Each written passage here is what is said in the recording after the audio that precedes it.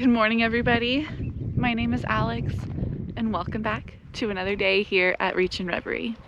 You will not believe this, but it was exactly a week ago today that I filmed the video where it snowed in April. I believe it was April 5th, and we were well past our last frost date here, and we were expecting some rain. We certainly weren't expecting snow. I didn't know until basically the day of that we had the chance of snow. I had originally planned to start direct sowing seeds starting last weekend, and I held off for an extra week just because I was like, that rainstorm, it might bring some lower temperatures. Let's just wait just in case, and I'm really glad I did. Now that we're officially pretty well past our last frost date, this week, 7 days after our snow that we had, today's high is 93 degrees Fahrenheit. Yeah, so we're gonna start direct sowing things. I actually started direct sowing things yesterday, meaning that we were planting seeds out directly into the ground, into the gardening spaces to grow. And so spring is on. Let's get going. I looked at the 10-day forecast. We're going to be in the 80s and 90s for the afternoon temperatures, and the lows are going to be in the low 60s and upper 50s over the next 10 days. So we're going to go ahead and risk it. I went ahead and planted a whole bed out with corn yesterday. That's going to be the start of our Three Sisters garden, where we'll start corn and then we'll come in and plant some winter squash that I already have started in the greenhouse, and then we'll follow that with some pole beans.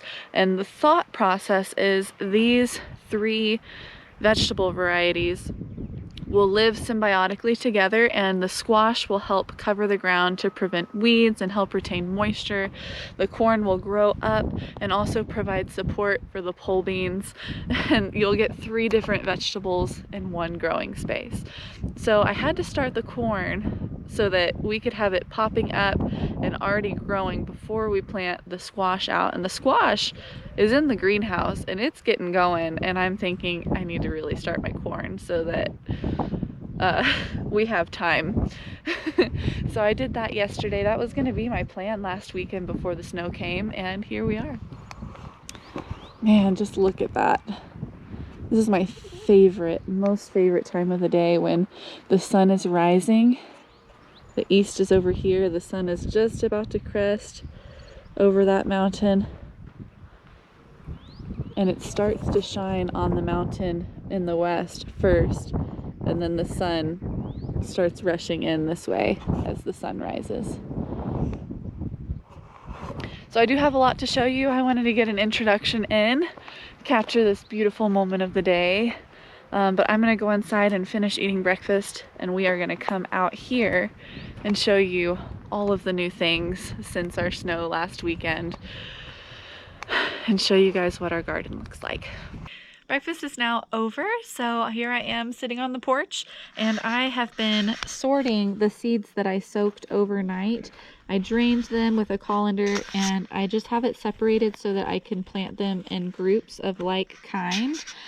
Here on top we have our okra that I'm going to plant. I have an Alabama red, and then I also have some heavy hitter okra and Eagle Pass okra that I'm planning on planting. I did one little seed of Alabama red just because it's a great variety, and I wanted to do it again this year. And then I also did heavy hitter because it is super productive. It is I guess a sub variety of Clemson spineless, where it's been selected for over generations to be more productive, and so it produces a lot more okra pods than just a general okra plant. And then I also selected Eagle Pass, which is a local-ish variety of okra, as we are in far western Texas, and Eagle Pass is just around the corner, another Texan native or Texan variety. Underneath the okra, I have mung beans that we plan on planting today. These were soaked overnight. I also have Ozark Razorback cowpeas. We have Holstein cowpeas and black garbanzos. And at the bottom, I believe that's a golden butter wax bush bean. But all of these, besides the okra, which are separate, but all of the beans that we're doing, the cowpeas and the beans, are all bush varieties. So that's what we're going to be doing today, is okra and bush beans that we're going to be planting. We did corn yesterday. I planted Montana Red Eagle, Blue Hopi, and also Glass Gem. The corn varieties we're doing this year is for flour corn and also some popcorn. And so we're going to start with bush beans and okra today, and then once the corn starts growing up, I'll go ahead and add the pole beans here in a couple weeks. And in the spirit of planting things out today, I'm also going to be direct sowing. I brought my little garden bag out here and got some things added into it. We have some flowers like cosmos, we have zinnias, lots of nasturtium varieties we're going to direct sow today in the garden. I have a thing of borage, and I also want to plant some sunflowers as well. So that's kind of what we've got going on. We have our big local plant sale today, and I decided to beat the rush, and yesterday skipped the sale and went to the local garden center that we have, and I went ahead and bought out some additional plants that I just wanted to supplement from the greenhouse starts that we have. And since these are already hardened off, we're going to get those planted out today as well. We're probably 2 to 3 weeks from planting out our greenhouse starts. We're going to let them get a little bit bigger since we started late on those. I'm going to be planting these out today. I went ahead and got some zinnias that are already beautiful and flowering and bigger, that I'm going to plant alongside the ones we're direct sowing today. And I just got a couple really pretty colors that stood out to me, pink, yellow, and orange here in my bag. We're going to be starting, hopefully, get some good germination. I have pink senorita, which is a interesting petal formation that it has on it. We've got some more yellow, we've got green zinnias, and this is a queen lime red, which is really, really beautiful. I think we also have purple and red as well. I have some pepper varieties as well that we're going to do. We have lunchbox red. I have a whole flat of, I think these are sweet banana peppers. And when I get a flat, I'm looking for value. So this was a whole lot cheaper than getting the one plant. This one I believe was $5, and it has one plant in it. I could do, for the same $5, get something a little bit smaller, and I get a 6-pack. But if you look really closely in this 6-pack, some of them have 2 plants in them. So really I got 8 plants for $5 instead of 1 plant for $5. The only reason I got this guy right here is we love lunchbox peppers, and so I went ahead and spent a little bit more to get something I really wanted. I also got a flat of bell peppers as well, just general green bell peppers, just so that can give us a few more plants in our growing garden space that have a little bit of a head start. I intended to have 64, 65-ish pepper plants in the garden, and I only have about 45 that have germinated in the greenhouse. So that leaves me about 20 plants short from the space that I want to plant out in our garden. So with that, I thought I could go ahead and just buy a couple more from the garden center, support our local business, and that way, win-win, we're all happy. And I got to buy more plants, which is always a win. And then here in the back of the tray, we have this beautiful little tomato that was given as a gift for free to me. I am somewhat a frequent flyer at this garden center, and so as they were kicking off the plant sale, they said that we needed to try this tomato in our garden this year. This is a variety that I've never heard of before, but I'm excited to try. It's Sunrise Sauce. It's an orange, pasty, saucy type tomato that we're hoping will do really good. With that, it's only getting hotter, so let's go jump into the garden and see what we've got to work with. I carted my seeds and watering containers and tray of new plants over to the garden in my wheelbarrow, and we have something obstructing our path. Josh had a gate built for me. Isn't it beautiful? Look at this. a nice solid gate. He used top rail bars for like a chain link fence with their fittings to construct the frame for this. And then we had this recycled paneling that we were using elsewhere here in our home to weld on to make this gate. It's a beautiful gate. The only thing that we're missing right now is the latch to keep it shut, but look at that. It is just perfect.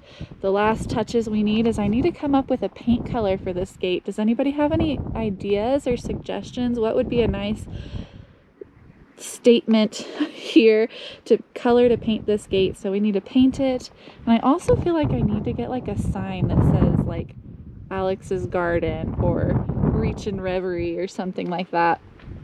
But we'll go ahead and open up this one and let ourselves in. Josh has also been busy with the 2 side gates on either side. So this front gate is wide enough for a person to walk through with a wheelbarrow, but we also have a gate on either side of the garden that's 10 feet wide that would allow a tractor or an ATV or a vehicle to come into the garden as well. So this is one of the side gates. He used that same construction of using the chain link top rail with the chain link fittings to construct the gate, and we have a cable that goes across to keep it nice and straight and level. It helps pull it up so it won't sag. And then right now, since we're still waiting to install the latches to open and close the gate, we just have a ladder keeping it closed for now. And he used the recycled remainder of our fencing that we used to fence this whole garden, and that is what we have on these side gates. Isn't that just beautiful? I've already opened up the windows to the greenhouse. Again, it is going to get up to about 93 today Fahrenheit, so it's a little warm for these little seedlings, but you can peek in there and see lots of green coming up.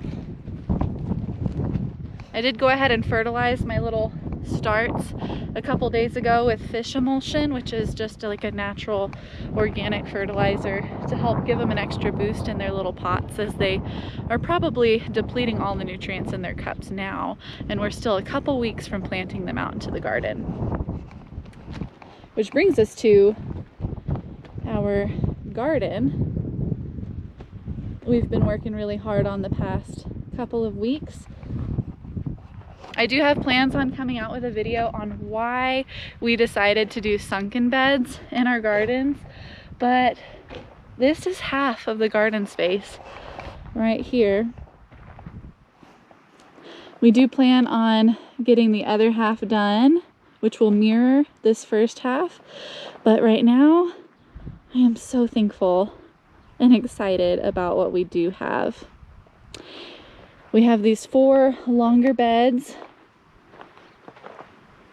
and then on the end we have 3 shorter beds that go up along the fence.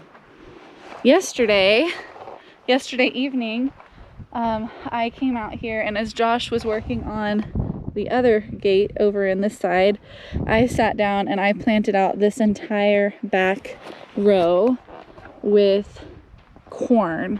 Once these guys start to sprout, that's when I'm going to come out and plant out my winter squash, which is going to include things that we can save over the winter. So you plant them in the summer, even though it says it's a winter squash, that really just means that it stores well for the winter. So that's going to include things like our pumpkins. We have a Seminole pumpkin, which is like a butternut squash. We have a Hubbard squash that we're gonna plant, which is like a pumpkin. I have a cheese squash, which is kind of like a pumpkin. And I'm also gonna be planting tromboncino, which is a summer or a winter squash. You can eat it like a zucchini if you pick it early, or you can let it grow and eat it like a butternut squash, and it gets huge. So I know the Seminole and the tromboncino are both varieties that are resistant to pests and also pretty heat tolerant. We'll see how the other varieties do in here, but the thought process is that the squash will cover the ground.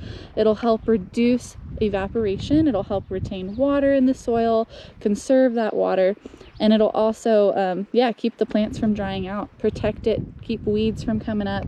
So we'll have squash covering this ground, we'll have the corn coming up through the squash, and then I plan on planting pole beans to climb up the corn as well, so we can really maximize the space and let those plants work together. That is going to be a fun project for this year. And this bed is where I plan on planting my bush beans and pepper plants. So we're going to get those bush beans started today. We're also going to put in the pepper plants that we have, and the rest, the other 45 that are in the greenhouse, are going to come out in the next couple weeks.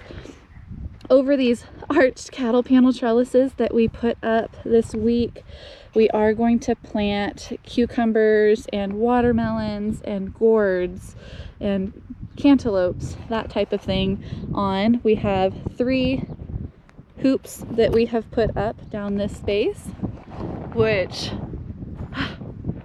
just makes it so beautiful in here. I love the structure that it adds to the garden and the vertical growing space that is going to help our plants grow and maximize their performance, reduce disease, allow the fruit to be less blemished than if they're going on the ground.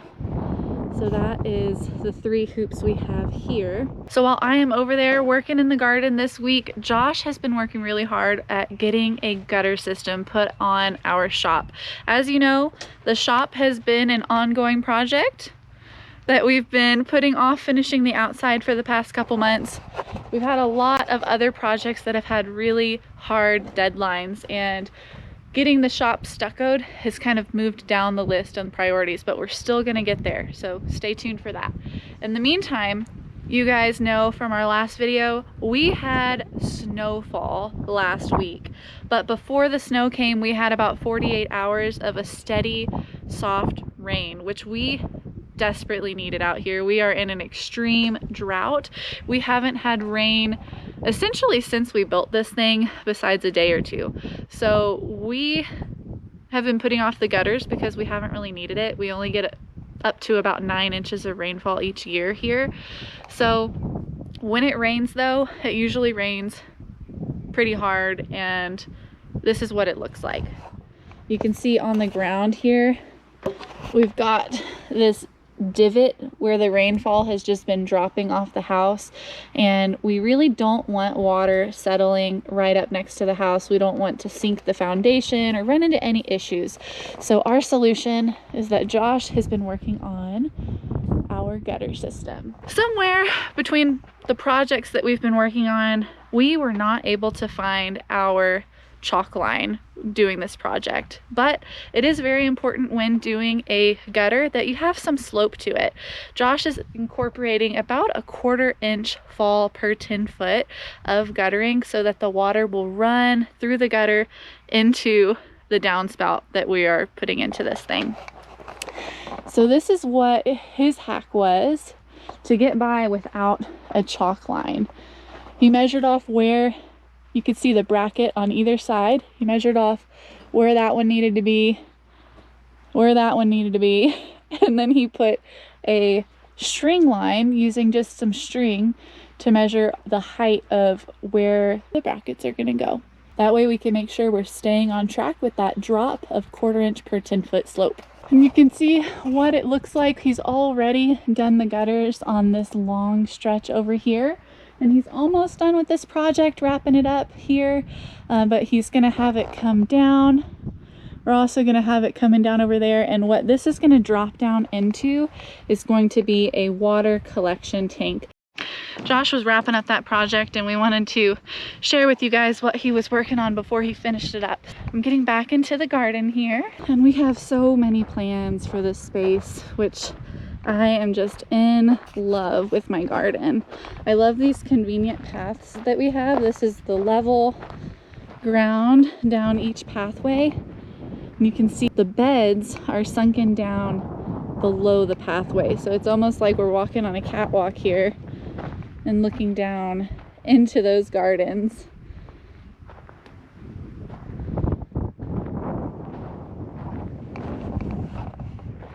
So we'll definitely do a more in-depth garden tour when we actually have plants in this space. So I'm gonna go ahead and get to planting. In this far bed over here, we have potatoes and onions already planted. And we have some onions coming up. We have onions going down the center of each of these rows and potatoes planted in 2 rows on either side. And then I just threw some extra onions in the corner. And surprisingly, they are doing the best. I think that the water is doing really good for them in that corner. We do have some potatoes starting to come up. I planted these about maybe 2 weeks ago, and you can see some green, that's potatoes. We have more onions coming up. This is a potato that's coming up, and our onions are just doing a lot better than the potatoes right now, but the potatoes are still alive and they're slowly starting to make their entrance into the world. This far bed, and I don't know if it's because there's a very, very gradual downhill slope through here, or maybe, I honestly don't know why, but this bed seems to be doing the best right now for the onions.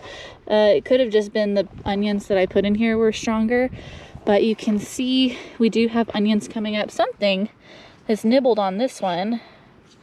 Don't know if it was a bug or a bird, but we have a lot more onions coming up in this row than in the other ones. Here it is. Here's that piece that got bit off. Whatever bit it decided it didn't like onion.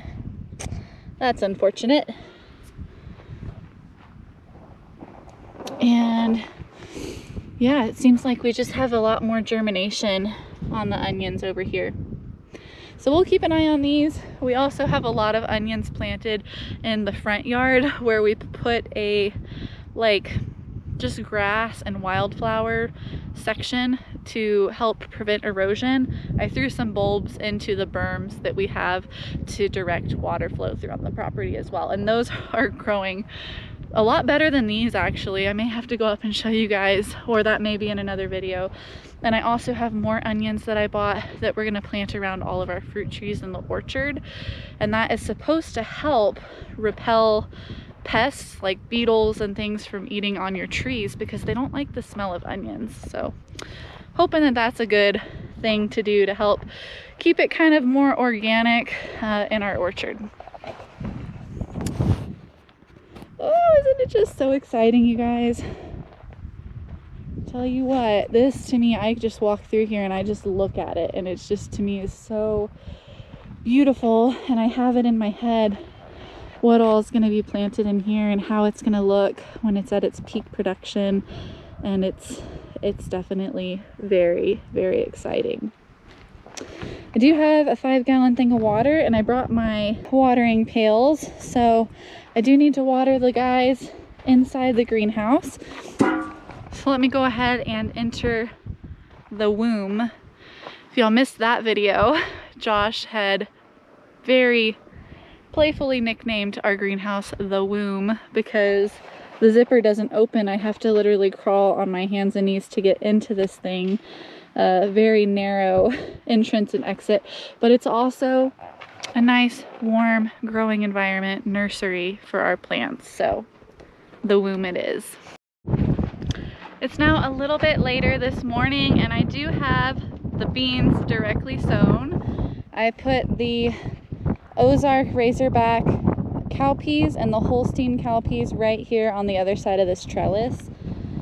We're gonna come in and again plant cucumbers on this side to grow up the trellis, but over here the bush beans are gonna be short, compact plants that shouldn't compete with what's growing up on here. So we'll have that in this section. We'll eventually plant peppers here. In this section I planted mung bean. We'll have more peppers here. And then in this section, I planted Henderson's lima bean. It's another bush variety that's early and it's supposed to be really prolific. And then on this side, this space is still empty right now. Eventually summer squash, eventually some tomatillos. On the other side of the cattle panel, we'll have cukes or watermelons here. And this section, I did already sow out the okra from the edge of this cattle panel to the edge of the next one in this space. But the okra, I spaced pretty far apart, so there's only a few in here. And what I think I'm gonna do is in between them, I think I'm gonna plant out those zinnias that I got, the flowers in the cart. I did also go ahead and plant some peanut seeds along this edge, as they'll be able to flop over around the undergrowth underneath the okra, and I think they can grow up together nicely. And it didn't completely fill up this space right here, so I also planted the black garbanzo beans on the half right here. It's just a few feet, and then on this half I did the golden butterwax. It's getting pretty windy, and it's also getting a lot hotter, so I think I'm gonna make the call to wait to plant out these guys until this evening when it's cooler. That way they can acclimate to their new homes and not be as shocked overnight, versus I don't really want to plant these out in the middle of the day when it's scorching hot, where they can wilt and be stressed out by being replanted. So we're just gonna let them sit tight here for a little bit. I might place them on the ground so they'll get some shade from this wheelbarrow, and then in the afternoon they'll get shade from the greenhouse, and I'll come out here this evening and plant those. I think that's gonna be all for this one. The wind is kicking up. I think we're gonna go inside, run into town maybe, run a few errands, and I'll finish up these chores this afternoon and evening. I have a couple other homestead chores as well to do today, like watering the trees in the orchard, as well as some other plants around the property too. And we'll go hang out with the chickens a little bit this afternoon. And so I'm gonna go ahead and wrap up this video here, but keep doing what you're doing, guys. If you like this video, don't forget to give us a big thumbs up and subscribe to our channel. That is the best way to stay up to date with everything going on here at Reach and Reverie. This channel is all things homesteading. So right now we're getting into gardening season. You got to see a little bit of gutters this afternoon, some fencing stuff done, and then of course the orchard trees, they got delayed again. But we'll be planting out the rest of our first row of orchard trees very soon, and we can't wait to bring you guys along. So stay tuned for that one, and thank you so much for watching.